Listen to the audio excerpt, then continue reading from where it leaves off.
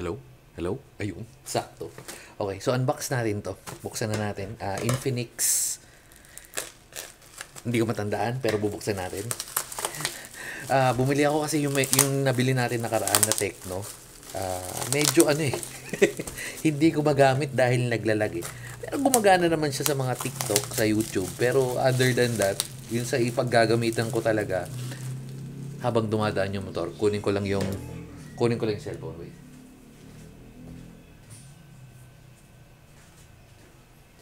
Ito. Sakto. Pakita ko sa inyo. Uy, malabas ang address ko.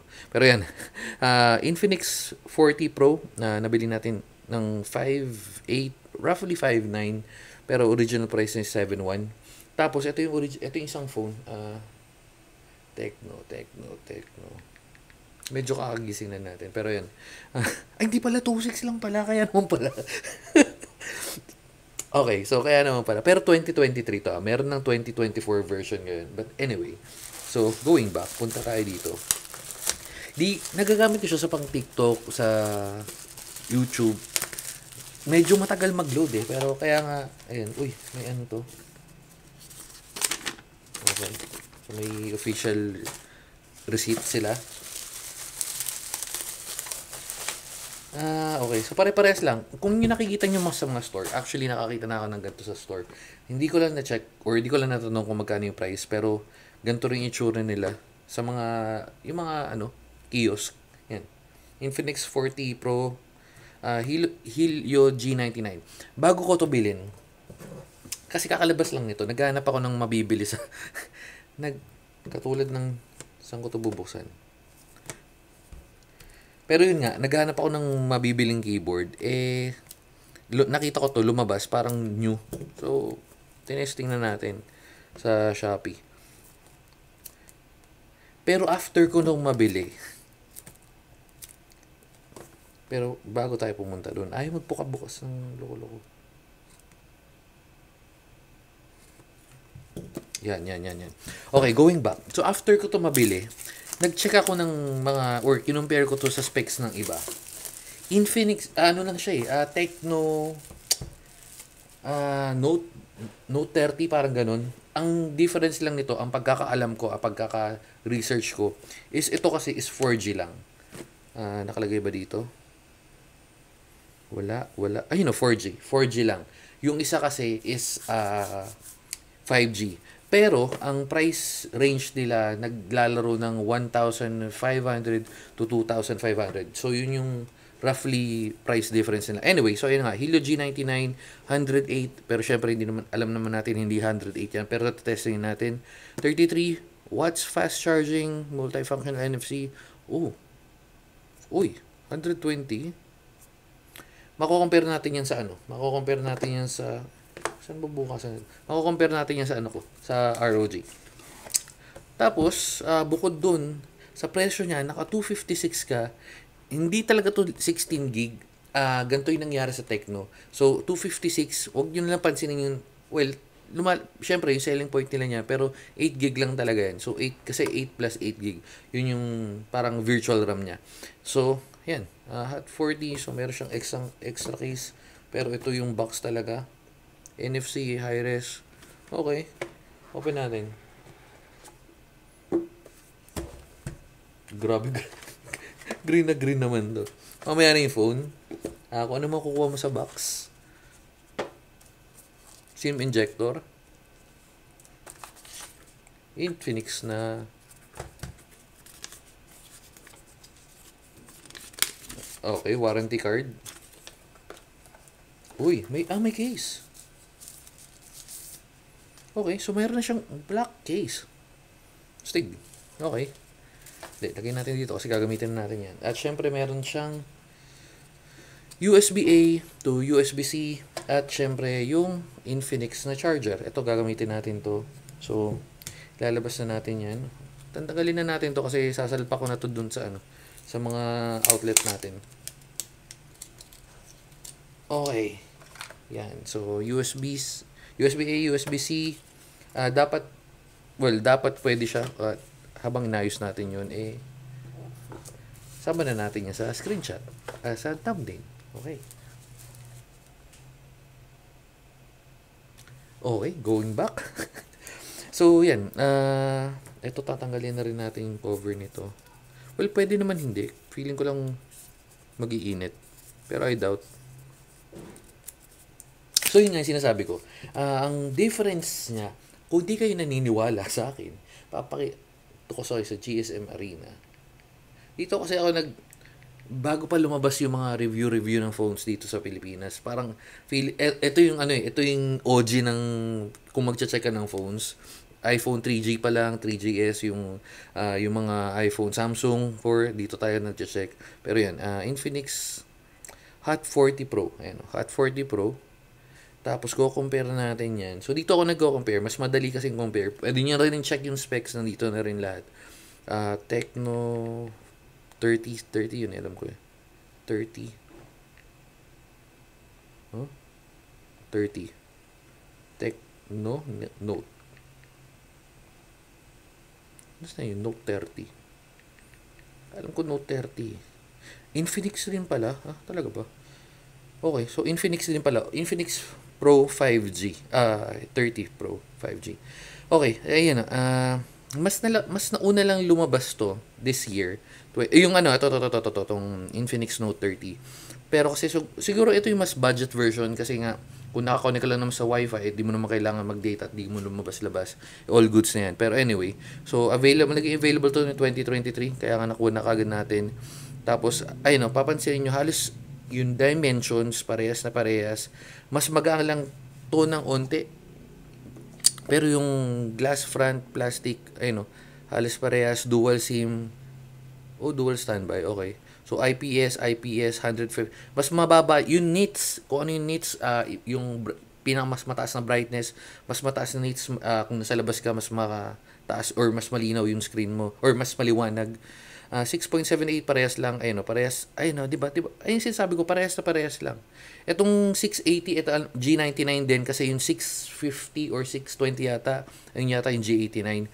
Kung mali man, pero yun ang pagkakatanda, kung mali man, ilagay nyo na lang dyan. Pero anyway, so, ayan, Mali G55, 57 na MediaTek. Yung pa isa, kaya hindi ako nag-Android ever since. Ang huling kong Android na device na nahawakan ko, ang pagkakatanda ko at namatay yung ilaw natin, wait lang.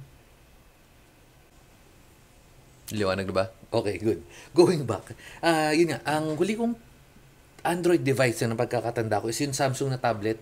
Di ko matandaan kung ano, pero kaya medyo hindi ko trip yung MediaTek kasi bago pa lumabas tong mga Infinix na to, meron ng Xiaomi, bago kasi ang nagawa ng iba-ibang phones, ROG, mga Asus.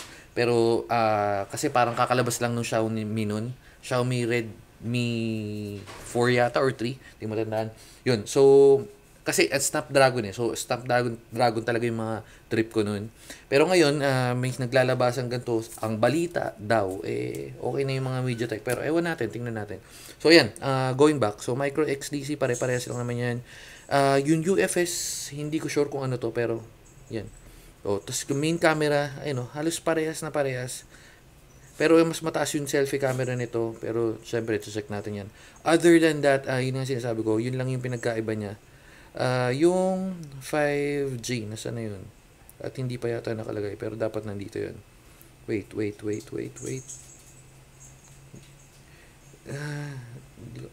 Ito pala, sorry. Nandito na pala. Ayan, GSM, HSPA, LTE, and then 5G.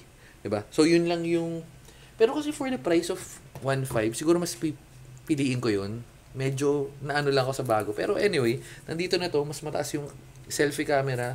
So siguro kung mas trip mo yung mas magandang front camera, pwede ka dito at mas murang price. At kung hindi ka naman lumalabas, hindi ka naman gumagamit ng data and all goods na to. So open natin. Hindi na pala kailangan, slide lang. Yung case na ito, balik na natin itong mga to kasi hindi na natin magagamit yan pagkatapos. Syempre lalagay, yan o. Plastic. Pero ang ganda ng likod niya. At ang laki ng medyo nahiya.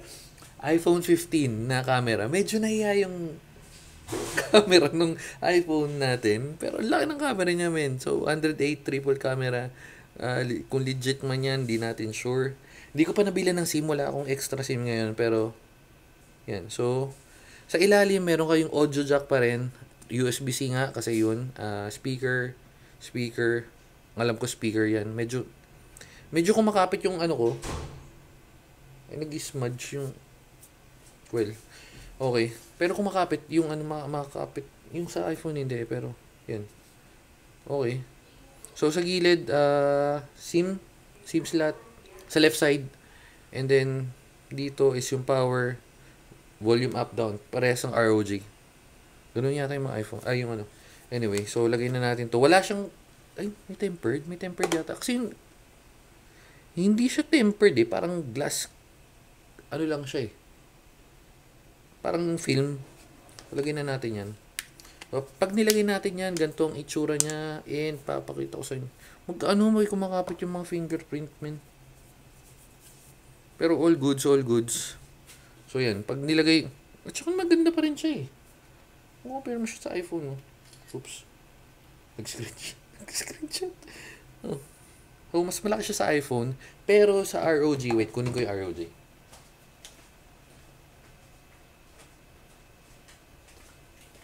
.78 din kasi itong ROG. So, halos pareha siya. Pero nahihiya yung camera. Sige, testing natin. Gulat so ang laki ng lens niya, ng camera niya. Open. Infinix. At habang nag-load yan, tabilan natin itong mga to. Kasi, yun nga, di na natin magagamit yan. Una't huling beses na natin siyang bubuksan. Well, depende kung mamimigay natin or kung ano man. So, Hot 40, dito lang yan. Okay.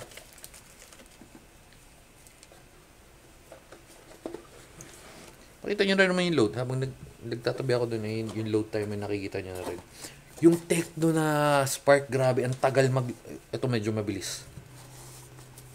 Grabe, ang tagal mag-load nun. So, yan, Hot 40 ay tabi lang. Lagay lang natin habang parang cute yung tignan, di ba? Okay, so, set up natin.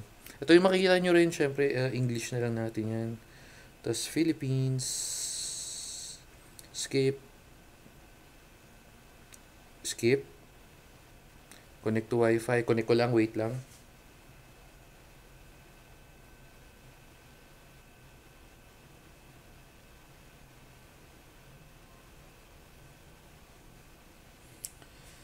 Okay, connected. And next. Tsaka yung yung mga Androids ngayon, even yung Tecno, madali na siyang pindutin. Yung mga dating cellphone, ang hirap ng touchscreen. So, yes, agree. Identification, off na natin to, min. Ano numbers identification, okay. Hindi, sige, next na natin. Para ma-testing din natin. Next. Okay.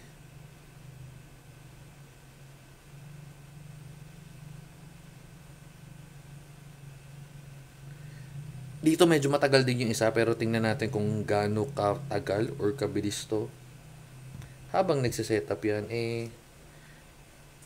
so time check na lang tayo. 9:04, balikan natin pagkatapos. Hindi ko sure kung sakto mababalikan natin, pero 9:04.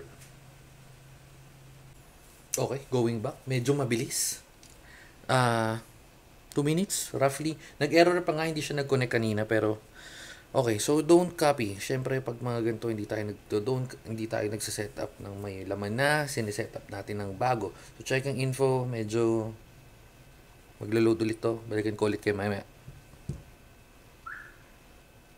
Ito na pala. Mabilis lang. Medyo mainipan lang tayo. Skip na lang natin to. Skip. Google Services.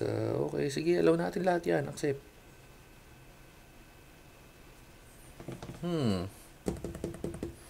Skip lang ulit natin to. Tsaka na re-reset na lang natin. Wait lang. Kasi yung Tecno, so parang under isang umbrella sila. Kasi ang alam ko is yung Infinix and Tecno, tsaka nakalimutan ko yun. Parang isang under umbrella sila, which is Transsion. So, wala lang, share ko lang. Meron din silang parang ganito, which is parang pareha silang ng mga Xiaomi at Samsung. So, skip natin yan. Sige, skip natin to ulit. Mobile cloner. Para may ganito naman yata lahat ng mga Android. Ngayon, again, kakabalik ko lang sa Android. Boost buttons tayo. XOS. Okay. Check natin yung feels ng medyo medyo dumihin lang yung sa screen. Feeling ko meron naman ganto na sa Green Hills. Okay, so out of the box now, syempre may mga bloatwares to. May nakikita agad ako na yan power, ano ba yan? Medyo gaming feels yung ano niya, no, yung team niya. Check na kaagad natin yung camera. Feeling ko ito yung camera. At ano yun? Ay, malinaw min. Medyo lag. Dahil yata sa ilaw. Off natin. Medyo lag. Medyo lag pero malinaw min. Check natin. 1, 2, 3. Mabilis naman. Ayun o. Oh, maganda yung camera. Video. Testing. Medyo malag. Ewan ko, sa akin, door dahil nagsisetup pa. Siguro hayaan ko muna mag-setup to, tapos balikan natin uli. Kasi may mga dinag-download pa eh. Para naman maging patas yung laban. Hintayin ko lang matapos. Mag-download ng mga kung ano-ano naman. Tapos check natin ulit mamaya. Oops. Okay. So, alauna na. 1:40 a.m. Na-testing na rin natin actually na puro smudge na yung finger. Puro smudge na yung screen. Pero pakita ko na lang din sa inyo. Una, kasing yung network niya, well, yun sa Wi-Fi is para lang din siyang, well, yun nga, kung hindi ka naman magde-data, all goods, ano to? Okay, turn on. Ayun no. Kasi yun yung standard na nakukuha ko kahit sa ibang device. Well, medyo malayo lang ako ngayon sa router or do sa mesh natin. Pero usually naglalaro ng 400, 500 kasi medyo mga 10 steps tayo behind. Pero again, unlike dun sa isang cellphone. So, after that, pakita ko, wow, rinig yun. So, yan, mayroon speed test. Okay. Tapos, pakita ko na rin din yung ibang settings which is, ito, hinaan natin onte. Parang ang lakas. Ito yung isa ko napansin. Parang wala akong nakita nitong ganto sa iba pa. Or di ko sure baka sa ibang Android meron. Pero ito yung nakalikot natin. Meron siyang smart network allocation. So, in network, yung pag nag-assign ka ng mga parang dedicated speed sa mga applications mo, meron siyang ganun. Di ko sure kung ganito yung gumagana dahil wala pa ako na-install na laro. Pero feeling ko ganun. So again, feeling ko. Pero yan, so pwede tayo maglagay ng dedicated speed. At bukod doon, so ito, yung mga normal na yan, yung Wi-Fi, Bluetooth, pare-parehas na yan. Pero pupunta tayo dito sa, nasaan na yun? Special meron pa ba ako nakitang iba? Hindi, wala na yun. Pare-parehas na lang yan.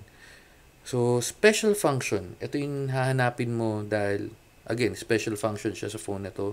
Lightning, multi-window, same lang yan. Ito yun sa memory fusion. So, out of the box, pag open ko, wala akong pinalitan na, automatic nakaset na siya ng plus 5. So, 8 gig plus 5. So, roughly 13. Pero, di ko sure kung kukain pa siya ng additional space. Kasi, pag bumalik tayo dito sa storage, 256 to. So, meron siyang kinakain na 24. Pero kasi, ganun din yung sa kabila. Hindi ko sure kung gaano kalaki yung kakainin. Pero di ko natin nesting kasi smooth na naman siya. Pero pwede natin testingin in the long run. Kaso, ang nangyayari kasi nung nag-memory fusion ako dun, parang bumabagal din eh. So, hindi ko na pinakilaman. Okay na naman sa akin yan. Again, mas ang bilis na nitong smooth na siya. So, smart panel, ito yun, yung sa gilid. Ewan ko kung nakita nyo. Yan. So, dadrag nyo lang. Siyempre, nandyan. Dadrag nyo lang. Oops. Ayaw madrag. Wait lang. Ayaw niya magpakitang gilas. Pakita mo kung sino ka. Yun. Yun. Ayun o. So, meron siyang parang extra tab. Wala lang. Cute lang tignan. And then, social turbo, hindi ko pa na check kung para saan yan. Game mode, syempre pampabilis ng laro. X-clone, dual apps, or yun nga, yun, parang twin up. And then video assistant para mas smooth yung panonood mo. And ano pa ba yung napansin ko, nakalimutan ko na. Meron pa yung sa top. Refresh rate. Refresh rate. Ayun pala sinasabi ko. Refresh rate. Yan. So, by default, the refresh rate niya is nakaset sa auto. Pero kung mapapansin nyo, pag in-scroll natin yan, smooth na rin. Diba? So, all goods na rin itong phone na to. And then, pakita ko na lang, wait, tanggalin lang natin volume. Kasi, smooth na yung ayun suwabe diba? Okay. Tapos last, kung gagamit kayo ng ibang charger, kasi tulad nga nakalagay dito, fast charge. So, pakita ko lang sa inyo. Well, charger to ng, itong nakalagay, charger to ng Switch. Pero meron ako ng charger ng ROG. So, ang mangyayari, pag pinag mo yan, lalabas lang is charging. Kasi ganito rin yun sa ROG. Parang namimili siya ng kable, namimili siya ng charger. So, ngayon, gagamitin natin to. Oops. Shake. Di kasha. Wait. Walang space. So, gagamitin natin yun. Yung adapter, same as yung kable. So, instead na charging lang, ang lalabas dito is supercharge. So, makita nyo kung gaano kabilis. Ayun. Hindi ko pa testing sa game. Pero, kasi, may gagawin pa ako. Pero kung gusto yung malaman or gusto yung matesting. Pero feeling ko smooth naman siya kasi, nagbe-base na ako sa experience, sa overall experience. And, well, anyway, testing ko na rin naman kasi wala pa ako kung napapansin. Ito, double up. Maganda to sa, feeling ko lahat naman ng Android may ganito na. Yung double tap. Sinet ko pa to sa double tap. Ano sa yung tap? Ayan, tap to pay. Ayan. Pag in-off mo kasi yan, wala mangyayari. So, i-on natin yan. Sa ROG ko una nakita yan. Ayan. So, para hindi mo nakapindot-pindutin yung gilid. Although, all goods lang naman. Tapos, isa pa, swabe nito kasi ang gaang. Ang gaang. Tapos, yung video pala, habol ko na rin din. Pero, malag lang siya dito. Ayan, malag siya ng onte. Pero, pag nag-take kayo ng video, pag nag-take kayo ng video yung ganyan, okay na rin Ayan magagalaw natin yan. So, balik tayo dun. Play lang natin. Ayun diba? Yun lang. Medyo malag lang siya. Mahirap i-explain pero kung familiar kayo doon sa mga medyo ibang, or sa ibang phones, kasi pag nagre-record kayong ganyan, napapansin nyo medyo hindi siya smooth. Pero pag nag-take lang kayo ng video, okay na rin naman. Pati yung quality ng picture, yan, pag nag-take kayo, yan, check nyo dyan. Mabilis na rin diba? So, yun na yun. Yun lang, dito, yun na yung review natin sa phone na yun. Ngayon kung may tanong kayo, sa games, di ko siya gagamitin masyado sa games kasi, pero, pwede naman. Pero, again, dito na natin tatapusin. Tanggalin natin. Kasi, setup ko pa ulito. Pero bago ko setup pala, bigyan ko lang mga ilang araw kasi baka may magtanong. Bago natin yung format. Although, madali lang naman mag-format. Pero, again, dito na natin tatapusin yung video. Bye-bye and babu.